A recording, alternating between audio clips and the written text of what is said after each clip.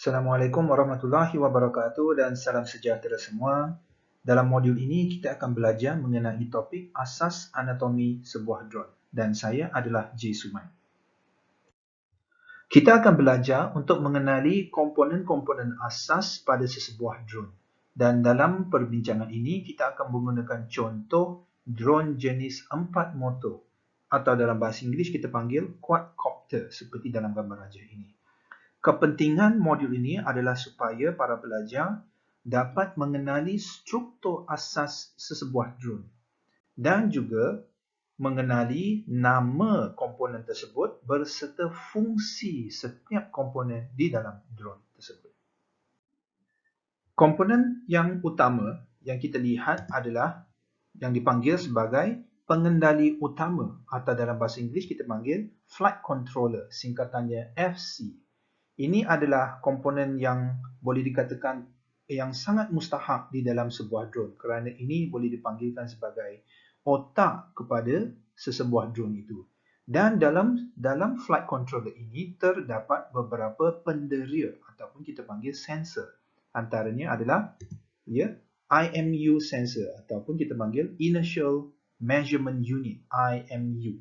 Dan IMU ini biasanya adalah integrasi beberapa pendera yang lain seperti accelerometer, gyroscope dan magnetometer. Mari kita lihat apakah fungsi setiap satu. Accelerometer fungsinya adalah untuk mengukur kadar pecutan atau acceleration sesebuah drone tersebut dan juga gyroscope pula mengukur kadar putaran ataupun angular rotation. Jadi pergerakan yang melibatkan putaran itu akan diukur oleh gyroscope. Manakala magnetometer pula dapat mengesan medan elektrik atau graviti bumi. Jadi sensor ini penting kerana ia akan berfungsi seperti sebuah kompas untuk mengenal pasti di manakah arah atas atau bawah sesebuah drone apabila drone itu berada di udara. Contohnya bila drone itu berada di udara, drone itu sendiri tidak kenal apa itu di manakah atas atau bawah. Tetapi dengan menggunakan magnetometer maka kita boleh tahu yang drone kita sebenarnya sedang mengarah ke atas atau bawah supaya orientasinya dan pergerakannya dapat dikawal. Manakala seterusnya barometer. Barometer sensor ini pula adalah untuk mengukur tekanan udara. Tekanan yang di udara dan dibandingkan dengan tekanan di darat. Dengan perbandingan itu, maka kita boleh mendapat maklumat ketinggian penerbangan kita ataupun altitude Jadi kita boleh dapat tahu kita terbang setinggi mana. Contohnya 50 meter, 60 meter, 65 meter, 75 meter. Maka semua itu adalah bacaan yang kita dapat daripada barometer ini. Dan jangan lupa pula tuan dan puan bahawa mengikut peraturan di Malaysia, drone kita tidak boleh terbang melebihi 120 meter. Dan inilah adalah komponen yang paling utama merupakan otak kepada sesebuah drone yang dipanggil sebagai flight controller. Jadi penerbangan drone dengan adanya sensor-sensor ini, penderia ini, jadi kita dapat mengawal keseimbangan, kestabilan dan keselamatan drone itu. Jadi penting penerbangan drone itu dapatlah kita mencapai 3 kepentingan ini dengan adanya sensor-sensor ini ataupun penderia ini di dalam flight controller. Komponen seterusnya, sesebuah drone itu kebiasaannya kita akan pasang kamera dan fungsi utama kamera ini adalah supaya penerbang ataupun drone operator itu akan dapat membuat rakaman video atau gambar penerbangan. Dan yang paling utama juga supaya operator drone itu dapat melihat keadaan semasa apabila drone itu sedang terbang. Maka dengan adanya kamera kita dapat melakukan rakaman tersebut. Dan tambahan kepada penderia yang sudah ada pada flight controller, sesebuah flight controller, dan ini adalah antara komponen yang lain yang boleh dikatakan wajib untuk ada pada sesebuah drone, iaitu GPS ataupun kita kenali sebagai sistem penentu dudukan sejagat. Bahasa Inggerisnya kita panggil Global Positioning System atau singkatan dikenali sebagai GPS. Saya percaya tuan dan puan para penonton semua sudah pun biasa dengan perkataan ini, GPS, ya. Jadi fungsinya adalah supaya kita boleh mampu mengetahui koordinat ataupun kedudukan drone kita di dalam udara. Dan seterusnya kita lihat RX pula, ya. RX kita panggilnya sebagai penerima isyarat radio. Biasanya kita panggil radio receiver dengan singkatannya TX. Ya. Ini adalah penting. Radio receiver inilah yang akan memain peranan untuk kita nak kawal drone itu daripada pengendali jarak jauh atau radio controller, singkatan RC, ya. Jadi kita akan kawal sesebuah drone itu dengan menggunakan radio controller ini, ya. Dan radio controller ini akan pancarkan signal melalui antenanya dan diterima oleh RX receiver. Lalu receiver inilah yang akan menghantar maklumat kepada flight controller bagi melakukan sesuatu mengikut kehendak penebang ataupun drone operator itu. Jadi kalau tak ada RX, tak dapatlah kita nak kawal, ya, drone tersebut. Seterusnya adalah VTX. VTX ni pula adalah sebagai kita panggil pemancar isyarat video atau biasa kita panggil video transmitter. Video transmitter yang di mana VTX ini berfungsi untuk menghantar isyarat ataupun signal gambar, video yang kita lihat daripada kamera ini untuk menghantarnya balik kepada sebuah unit display di sini. Dalam kes ini adalah handphone. Ya, maka kita akan dapat melihat paparan video ataupun gambar pada layar ataupun skrin handphone ini. Macam mana kita boleh dapat lihat? Sebab kita sedang menerima pancaran ataupun signal daripada VTX yang menghantar signal yang kita dapat daripada kamera ini. Dengan itu kita dapatlah melihat video dan gambar dan seterusnya. Jadi ini antara komponen yang dikatakan agak penting untuk sesebuah drone. VTX atau video transmitter memancarkan isyarat video dari kamera ini ke paparan skrin pada frekuensi 5.8 GHz. Ini adalah frekuensi yang lazim digunakan. Dan ini adalah contoh peranti VTX yang ada di pasaran. Manakala, radio controller pula memancarkan isyarat ke receiver bagi mengawal penerbangan drone melalui frekuensi 2.8 GHz yang lazim digunakan. Ini adalah contoh peranti yang dipanggil sebagai receiver. Dan harus diingatkan, peranti-peranti ini harus mendapat kebenaran daripada pihak autoriti di negara tersebut. Di Malaysia, kita mendapatkan kelulusan daripada MCMC. Ini adalah demi keselamatan dalam penggunaan frekuensi-frekuensi ini. Terdapat juga peranti-peranti seperti VTX dan RX ini yang menggunakan frekuensi yang berlainan, ya. Namun itu adalah tertakluk pada negara masing-masing. Di Malaysia yang lazimnya digunakan adalah seperti yang ditunjukkan di sini. Komponen seterusnya adalah motor. Ini adalah komponen yang sangat penting bagi menerbangkan sesebuah drone itu. Dan dalam kes ini kita menggunakan quadcopter, iaitu mempunyai 4 motor dilabel sebagai motor 1, M1, M2, M3 dan M4. Ya, 4 motor ini. Maka tanpa motor ini kita tak akan dapat menerbangkan drone ini. Dan motor terbahagi kepada 2 jenis yang lazim digunakan pada sesebuah drone, iaitu brushless drone dan brush drone. Mari kita lihat apa beza dan kelebihan masing-masing. Ya, ini adalah brushless drone merujuk kepada brushless motor merujuk kepada motor jenis ini. Ini adalah motor yang selalu lazimnya diguna dalam kebanyakan drone pada hari ini, ya. Dan brush motor adalah motor yang seperti ini. Ya. Mari kita lihat perkara-perkara tentang 2 jenis motor ini, ya. Dan lazimnya drone hari ini yang canggih-canggihnya biasanya kita akan guna motor jenis brushless yang macam ini. Ya, kenapa? Kenapa? Sebab motor yang seperti ini dibandingkan dengan brush motor, motor brushless boleh berputar dengan kadar yang lebih laju, lebih tinggi. Dan dia lebih lasak berbanding brush motor. Kecekapan dia sehingga 95% efisiensi, ya. Dia maknanya brushless motor ni lebih efisien dan kuasanya, output kuasanya lebih tinggi. Maka dia punya putaran tinggi, putaran dia laju, kuasa pun dia boleh mencapai kuasa yang tinggi. Maka dia boleh terbang, membawa barang ataupun payload yang lebih berat.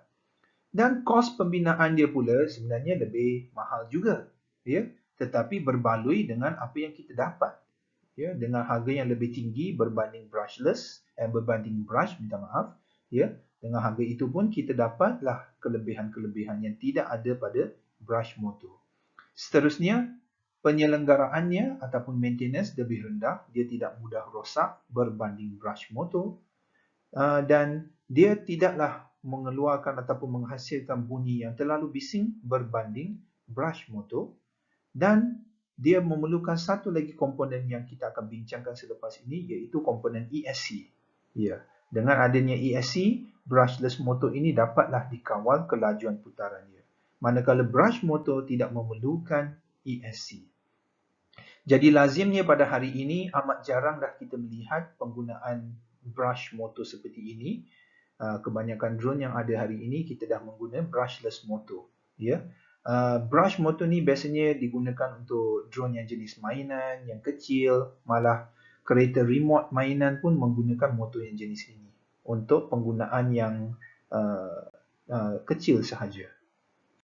Komponen seterusnya adalah ESC ataupun nama penuhnya pengendali kecepatan elektronik. Dalam bahasa Inggeris kita panggil Electronic Speed Controller, singkatannya ESC. Maka ESC ni akan dipasang kepada setiap motor, ya, akan disambungkan daripada flight controller kepada setiap motor. Ya, maka satu motor akan mempunyai satu ESC. Jadi ESC ataupun Electronic Speed Control ini, ya, dia adalah sebuah litar elektronik yang berfungsi untuk mengawal kelajuan putaran motor. ESC mengawal putaran ini dengan mengawal kadar pengaliran arus ke setiap motor. Ya, jadi tugas dia sebenarnya mengawal pengaliran arus kepada motor itu. Sebab motor yang berputar dengan lebih laju akan memerlukan arus yang lebih tinggi. Jadi kalau nak pusing motor laju, dia perlukan arus yang lebih tinggi. Maka tanggungjawab ESC adalah untuk menyalurkan, ya, membenarkan pengaliran arus itu mengikut kadar yang diperlukan oleh motor itu. Namun pemilihan ESC ini penting untuk kita melihat dan ambil kira tiga perkara.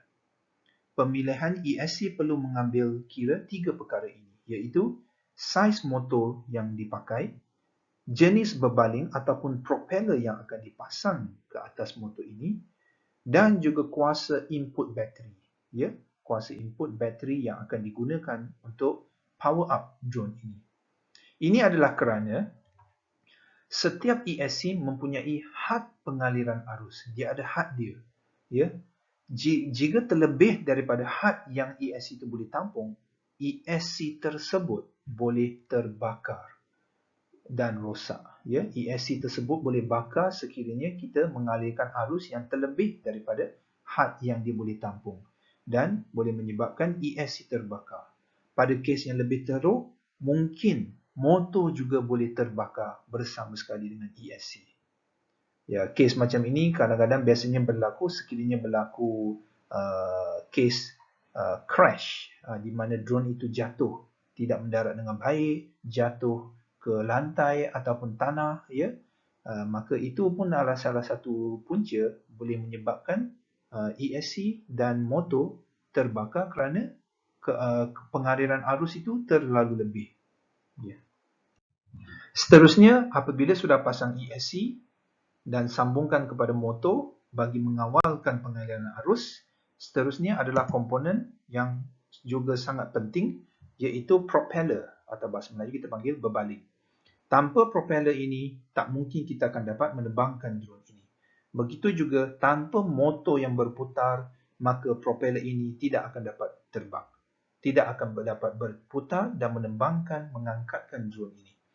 Oleh itu, propeller berbaling ini amat penting dan pemasangan propeller ini mempunyai pemasangan dia kerana dia harus mengikut pada arah pusingan motor tersebut, yang di mana ini akan dibincang dengan lebih lanjut dalam modul seterusnya, iaitu modul prinsip pergerakan ataupun penerbangan sesebuah drone.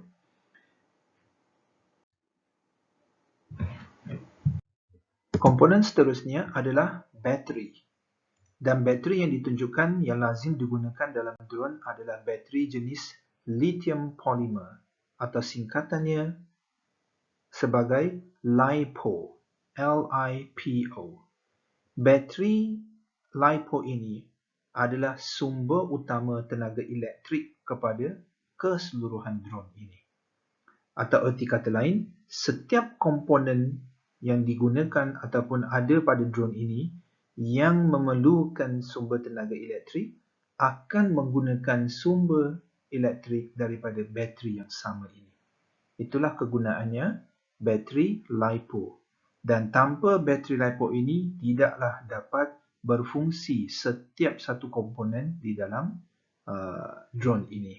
Maka dengan pasangnya, apabila telah pasang bateri ini, maka mampulah drone itu bergerak dan terbang.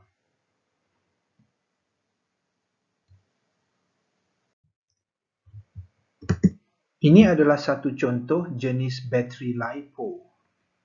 Dan kalau kita lihat di sini, mari kita belajar bagaimana untuk nak membaca maklumat pada bateri LiPo ini. Angka 1800 ini adalah dalam unit milliampere per hour ataupun singkatan mAh, milliampere per hour. Maksud 1800 ini adalah maksudnya bateri ini, kapasiti bateri ini mampu menampung 1800 milliampere per hour. Dan 65C pula ini menunjukkan adalah kadar discharge ataupun kadar penggunaan arus yang ditarik daripada bateri LiPo ini kepada keseluruhan drone, iaitu 65C. Dan kemudiannya, seterusnya kita lihat, bateri ini sebenarnya mempunyai 4 keping yang dikatakan sebagai sel. Ya, di sini kita lihat dia mempunyai 4 keping bateri yang digabungkan sekali, yang kita panggilkan sebagai 4S, bermaksud terdapat 4 sel. Apakah sel itu? Satu sel membawa minimum voltage sebanyak 3.7 dan maksimum voltage yang kita boleh charge pada satu keping sel itu adalah 4.2 volt. Sekali lagi, sekeping sel boleh mempunyai minimum 3.7 volt dan maksimum charge kepada 4.2 volt. Dan jika kita ada 4 keping dalam kes contoh ini, maka 4 sel kita darab saja dengan 4. 3.7 darab 4 bersamaan dengan 14.8 volt. Ini adalah kadar minimum voltage pada LiPo bateri ini.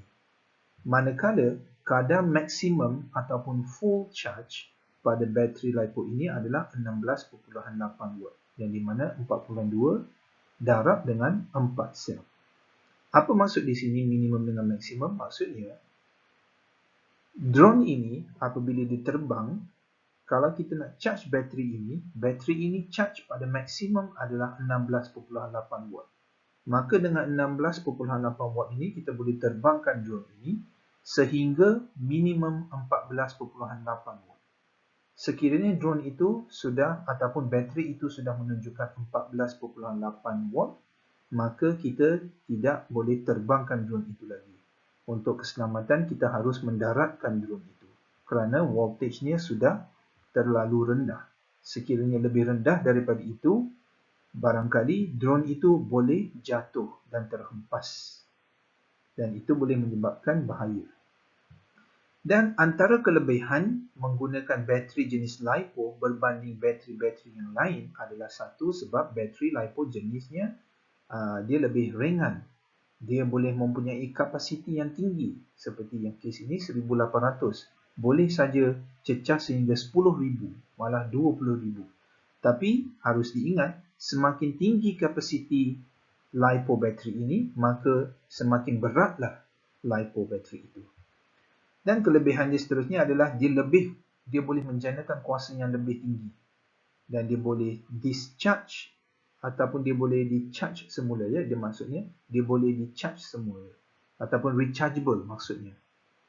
Dia boleh juga charge atau discharge, di mana discharge maksudnya penggunaan arus dengan lebih laju. Kelemahannya pula adalah bateri jenis LiPo dia mudah meletup kalau tidak dijaga dengan baik, kerana penggunaan arusnya adalah tinggi, kuasanya juga adalah tinggi, maka penjagaan dia haruslah diteliti. Jangka hayatnya lebih pendek, maka maksudnya adalah charging dia, kita boleh charge beberapa kali, lebih kurang 200 hingga 500 kali bergantung pada jenis kualiti LiPo juga, ya. Maka kelemahan dia adalah jangka hayatnya pendek dan harganya lebih mahal berbanding dengan bateri jenis lain. Komponen asas yang terakhir buat perbincangan kali ini adalah kerangka drone ataupun dipanggil sebagai drone frame.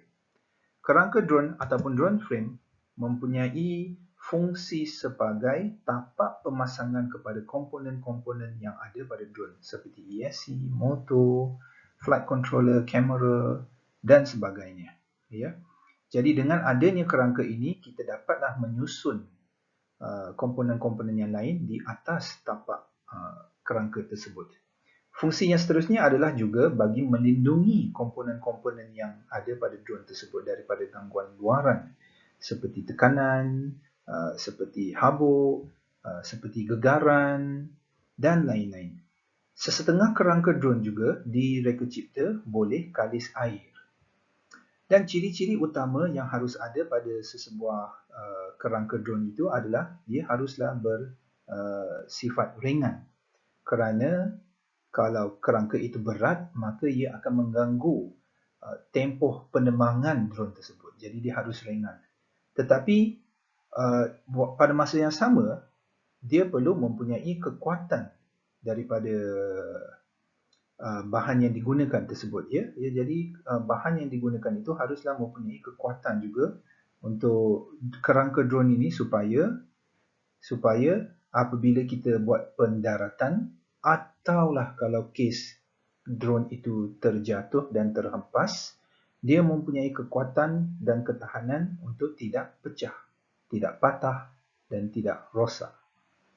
Contoh bahan yang boleh digunakan untuk membuat kerangka drone adalah seperti fiber carbon ataupun bahasa Inggeris ni biasanya kita panggil carbon fiber, ya. Dan aluminium, plastik dan juga yang lain-lain.